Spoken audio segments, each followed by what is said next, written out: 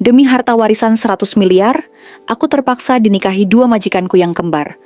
Tapi malam pertama, aku tak sanggup lagi menahan. Namaku Zulaikha. Aku hanya seorang pembantu rumah tangga di sebuah villa mewah milik keluarga tajir melintir. Di sanalah aku bekerja sejak 2 tahun lalu, merawat rumah dan menyiapkan segala kebutuhan dua pria tampan yang sangat misterius, Ammar dan Amir, kakak beradik kembar identik yang nyaris tak bisa dibedakan, kecuali dari aura mereka. Ammar, sang sulung, selalu tampil rapi dan tenang, dengan suara rendah yang penuh wibawa. Sementara Amir lebih ceria, ramah, dan tak segan melemparkan candaan yang sering membuat wajahku memerah. Mereka berdua nyaris sempurna, tampan, kaya, dan cerdas. Tapi siapa sangka, hidupku yang sederhana mendadak terjerumus ke dalam rencana besar keluarga mereka. Hari itu, aku tengah menyapu halaman ketika dipanggil masuk oleh Bu Retno, ibu mereka yang selama ini sering terlihat angkuh dan dingin padaku. Ia duduk di ruang tamu dengan wajah serius, sementara Ammar dan Amir berdiri di sisi kanan dan kirinya. "Zulaikha," ucap Bu Retno dengan nada dingin, "kamu akan menikah." Aku tertegun. "Menikah, Bu?" "Ya, dengan kedua anakku, Ammar dan Amir, sekaligus." Jantungku nyaris berhenti berdetak. Aku menatap keduanya bergantian, berharap ini hanya lelucon. Tapi tidak, wajah Ammar tetap dingin. Amir bahkan tersenyum, tapi matanya penuh teka-teki. "Kenapa saya, Bu?" tanyaku nyaris berbisik. "Karena kamu satu-satunya wanita yang mereka setujui bersama. Dan karena ayah mereka meninggalkan warisan 100 miliar, tapi syaratnya, mereka harus menikahi satu wanita dalam waktu sebulan, atau semua harta jatuh ke tangan yayasan." Aku merasa dunia berputar. Aku dinikahi dua pria kembar sekaligus demi warisan. "Tapi Bu, aku cuma pembantu," ucapku, suaraku gemetar.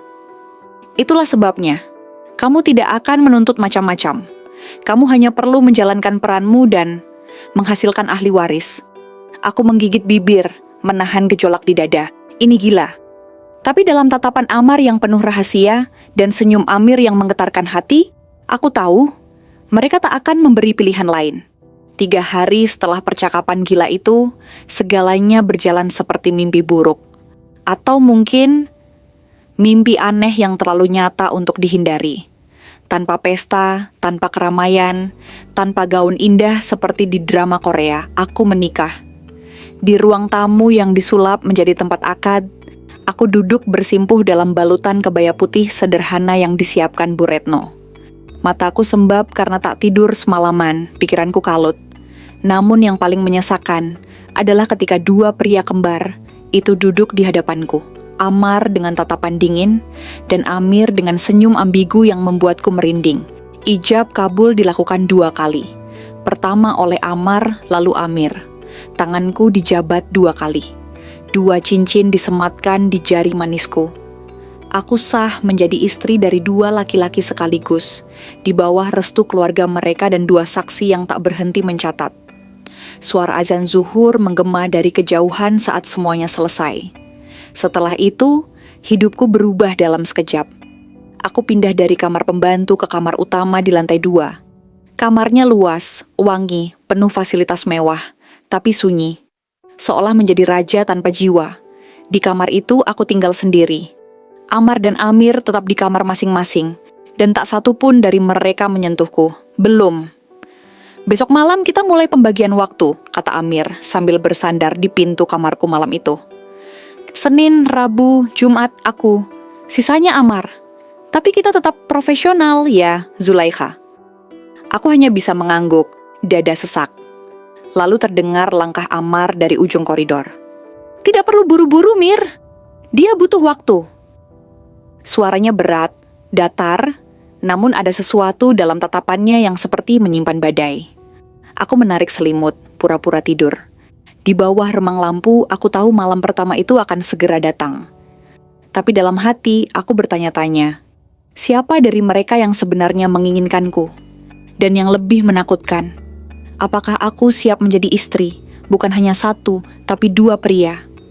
Yang bahkan belum tentu mencintaiku? Hari itu hari Senin, jadwalnya Amir.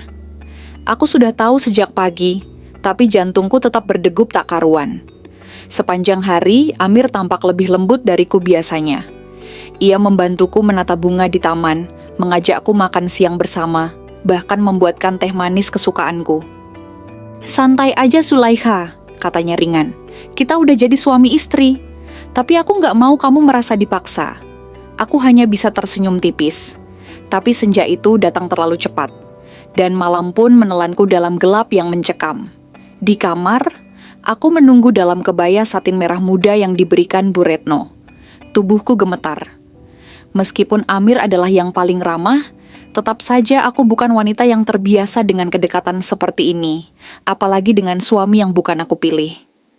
Amir masuk sekitar pukul 9. Ia mengenakan kaos tipis dan celana santai. Senyumnya masih sama, tapi matanya lebih dalam dari biasanya. "Aku tahu kamu takut, tapi aku nggak akan menyentuh kamu kalau kamu nggak siap," ucapnya sambil duduk di sisi ranjang. Aku mengangguk pelan, mencoba menahan air mata. Tapi saat Amir menyentuh tanganku, tubuhku langsung menegang. Nafasku tercekat. "Zulaikha," suaranya lirih. "Aku nggak bisa," bisikku nyaris menangis. Ia menarik diri seketika, menghela napas dalam. Tak ada amarah di wajahnya, hanya kekecewaan yang tidak disembunyikan. Tapi ia tak memaksaku.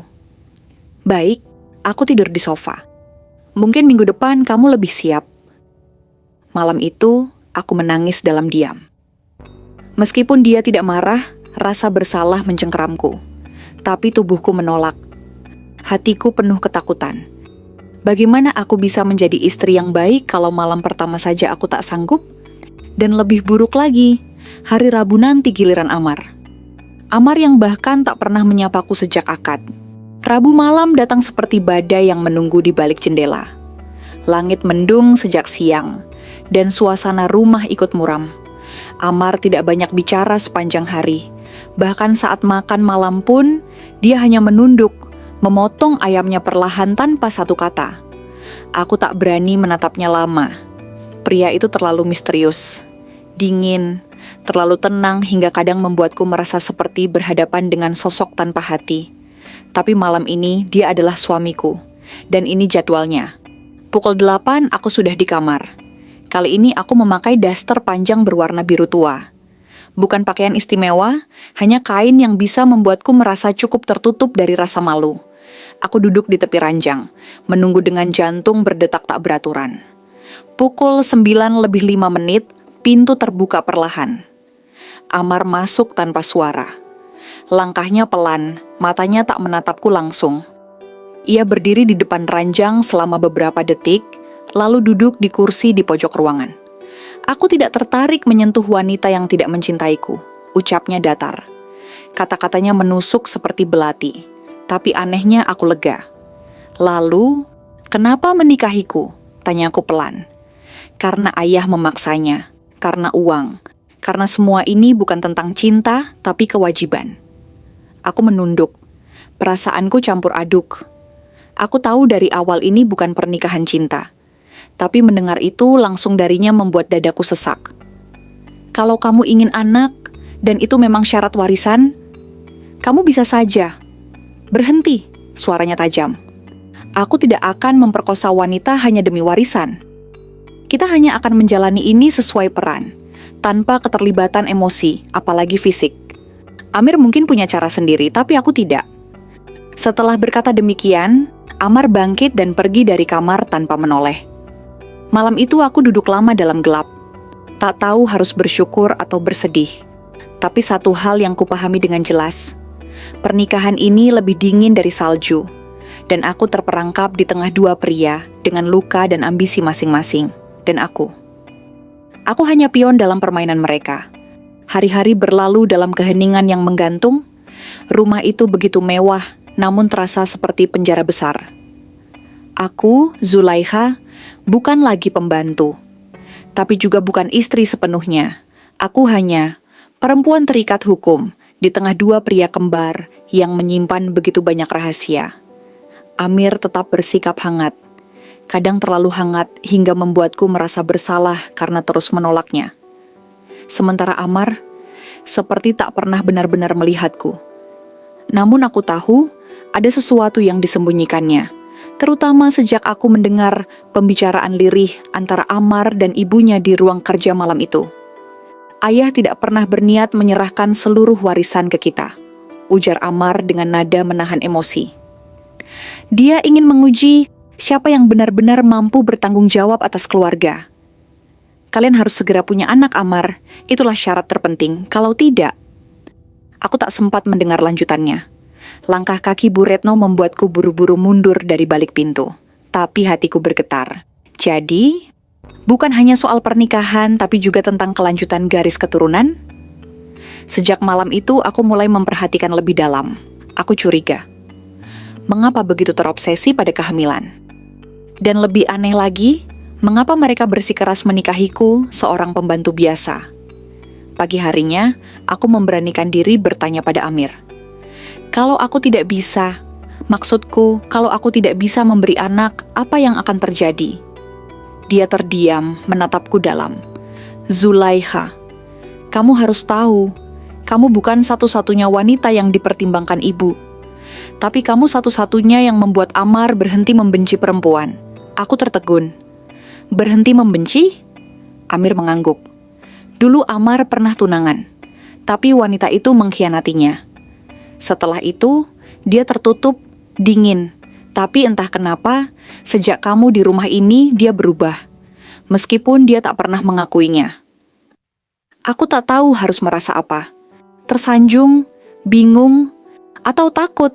Karena jika benar Amar mulai membuka hatinya padaku, berarti aku sedang berdiri di tengah dua cinta. Yang satu lembut, yang satu membatu. Dan di ujung semuanya, ada warisan 100 miliar yang menunggu untuk memecah segala hal menjadi keping-keping. Aku mulai menyadari bahwa pernikahan ini bukan hanya tentang warisan. Ini tentang dua hati yang sama-sama retak, tapi memilih cara berbeda untuk bertahan. Amir semakin sering menghabiskan waktu bersamaku. Ia selalu berusaha mencairkan suasana, membuatku tertawa, bahkan terkadang membuatkan sarapan sendiri, hanya agar aku merasa lebih istri. Namun semakin ia mencoba mendekat, semakin aku merasa bersalah. Sebab diam-diam, aku mulai menunggu suara langkah kaki Amar setiap malam, meski ia tak pernah datang. Sore itu, aku menemani Amar di perpustakaan rumah. Aneh, dia memintaku duduk bersamanya, hanya untuk membaca. Tak ada kata, hanya hening dan aroma kopi. Tapi di tengah kesunyian itu, aku merasakan detak yang aneh di dada. Zulaikha.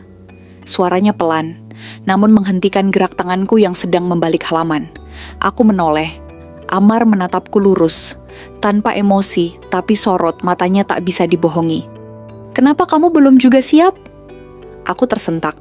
Pertanyaan itu datang seperti badai yang menghantam tenang. Bukan karena aku tidak ingin, tapi aku belum tahu siapa di antara kalian yang benar-benar menginginkanku sebagai istri. Bukan alat demi warisan, Amar menunduk. Lama, lalu ia berdiri dan mendekat. Sangat dekat hingga aku bisa mencium aroma sabun mandinya. Aku tidak butuh warisan itu, Zulaikha. Aku hanya ingin tahu apakah kamu memilihku, bukan karena dijadwalkan, tapi karena kamu menginginkannya. Aku tercekat. Untuk pertama kalinya, Amar menunjukkan sisi lain. Bukan yang dingin, bukan yang angkuh, tapi yang terluka. Aku tahu, pria ini menyimpan masa lalu yang menghancurkannya. Dan kini, aku berdiri di antara dua laki-laki yang sangat berbeda. Satu mencoba memulihkan luka, satu mencoba menutupi lukanya dengan cinta. Malam itu, aku tidak bisa tidur. Di kamar, Amir sudah menungguku. Tapi aku hanya berdiri di ambang pintu, menatapnya lama. Amir, kalau aku tak bisa memilih sekarang, apa kamu akan membenciku? Dia menatapku dengan senyum yang terasa pahit. Tidak, tapi aku akan kecewa. Karena aku sudah jatuh cinta pada istri yang tidak pernah benar-benar menjadi milikku. Pagi itu, rumah besar keluarga Halim tampak lebih sunyi dari biasanya. Seakan udara pun menahan napas, menunggu keputusan yang tak terelakkan. Aku berdiri di depan cermin, mengenakan gaun putih sederhana. Bukan untuk pesta, bukan untuk perayaan. Tapi hari ini aku harus memilih.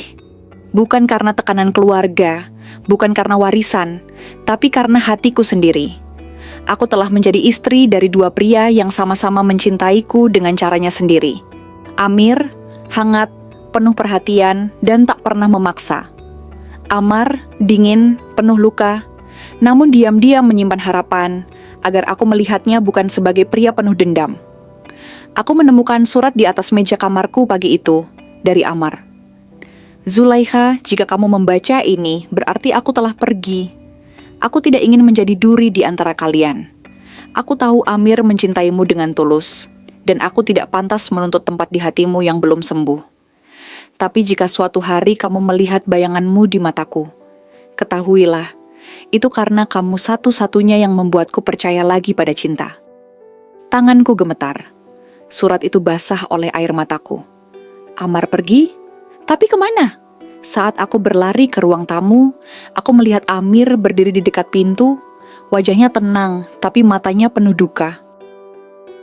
Dia pergi pagi-pagi sekali, meninggalkan surat juga untukku, katanya, lalu menyerahkan kertas lain, tapi aku tak membacanya. Amir, suaraku parau. Kalau aku lebih dulu mencintai dia, apa kamu akan membenciku? Dia menghela napas, lalu tersenyum tipis. Tidak, Zulaikha, cinta itu bukan transaksi. Kalau dia yang membuatmu bahagia, maka kamu harus kejar dia. Aku menangis. Amir tak hanya memberiku ruang, tapi juga keberanian. Sore itu, aku naik mobil tua yang biasa kupakai saat masih menjadi pembantu. Aku menuju rumah peristirahatan keluarga di puncak, tempat Amar biasa menyendiri. Dan benar saja, di sana dia ada. Duduk di beranda, menatap langit senja. Zulaikha, dia berdiri terkejut. Aku tersenyum sambil menahan napas yang masih tersengal. Kalau kamu masih mau, aku ingin menjalani malam pertama kita. Bukan karena jadwal, bukan karena warisan, tapi karena aku mencintaimu. Air mata di matanya tak bisa dia tahan. Dan untuk pertama kalinya, Amar memelukku, hangat, erat, penuh cinta yang tak lagi tertahan. Dan di malam itu, akhirnya aku siap. Bukan karena terpaksa, tapi karena aku memilih. Cinta, bukan harta, yang membuat malam itu berarti.